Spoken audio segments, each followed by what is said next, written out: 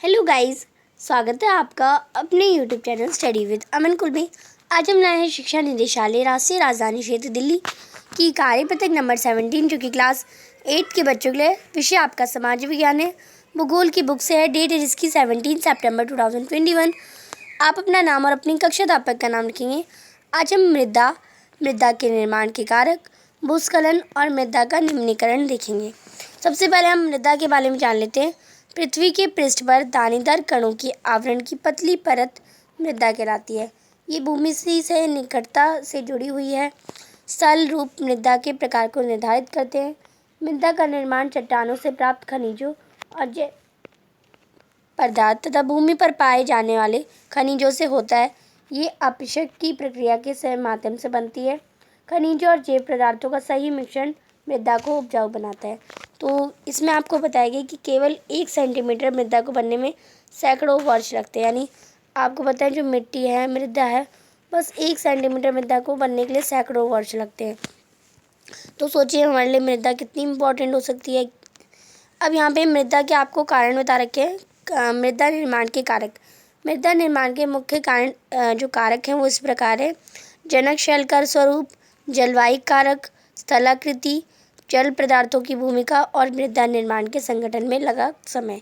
तो ये जो मृदा निर्माण है उसके कारक हैं। तो यहाँ पे आपको जनक, शैल, रंग, गठन, रासायनिक गुणधर्म, खनिज मात्रा, पारंगतता को निर्धारित करती है। उच्चावता, तुंगनता और ढाल मृदा के संचय को निर्धारित करते हैं। वनस्पति जात, प्राणी जात और सूक्ष्म जीव धूमस निर्माण की दर को प्रभावित करते हैं। जलवायु, तापमान, वर्षा, अपक्षय और धूमस निर्माण की दर को प्रभावित करते हैं। समय मृदा परिषदी की मोटाई को निश्चित करता है। यहाँ पे आपको मृदा निर्माण को प्रभावित करने वाले कारक बता रखे हैं। तो ये कारक हो जाएंगे। आगे हम देख लेते हैं भूस्खलन क्या होता है। भूस्खलन को सामान्य रूप से शैल, मलबा या ढाल से गिरने वाली मिट्टी के बृहद संचलन के रूप में परिभाषित किया जाता है। वह प्राय भूकंप, बाढ़ और ज्वालामुखी के घटित होते हैं। लंबे समय तक भारी वर्षा होने से भूस्खलन होता है। यहाँ पे न्यूनीकरण क्रियाविधि बता रखी है।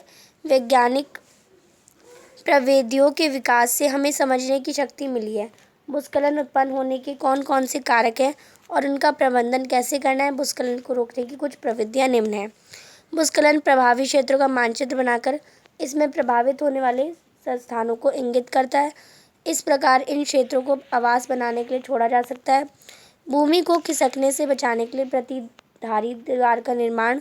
भूस्खलन को रोकने का सबसे प्रभावी तरीका वनस्पति आवरण में वृद्धि है। सतही अफवाह तथा झरना प्रभाव के साथ साथ भूस्खलन की गतिशीलता को नियंत्रित करने के लिए पृष्ठीय अफवाह नियंत्रण उपाय कार्यान्वित किए गए हैं। तो यहाँ पे आपको न्यूनीकरण क्रियाविधि बता रखी थी। अब जो लास्ट आपको दे रखा है वो मृदा का निम्नीकरण, यानी मृदा को निम्नीकरण कैसे कर सकते हैं।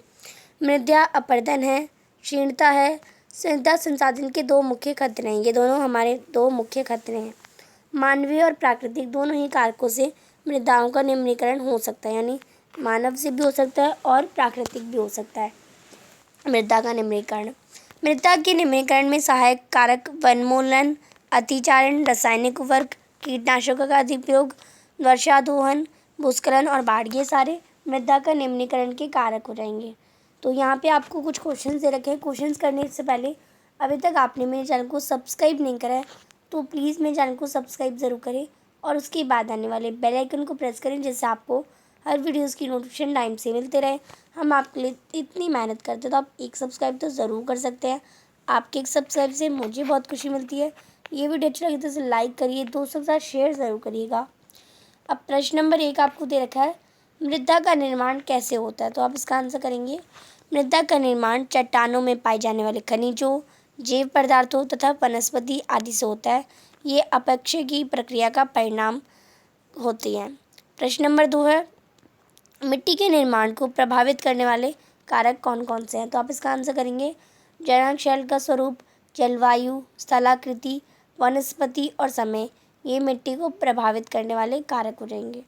प्रश्न नंबर 3 और आखिरी प्रश्न आपकी वर्कशीट का, भूस्खलन को कम करना क्यों आवश्यक है। तो आप इसका आंसर करेंगे।